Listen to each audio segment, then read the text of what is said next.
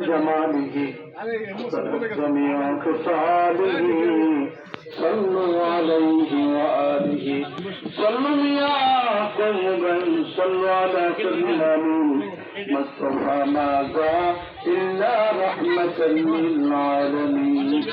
الحمد لله কর্তৃপক্ষ একটু অনুরোধ জানাইছে একটা লোক আসতেছে 10টা মিনিটের জন্য আপনারা আসলে গরমের কারণে কিন্তু আমি মিলাদ সংক্ষেপ করছিলাম যাই হোক আমরা কিছু কথা শুনি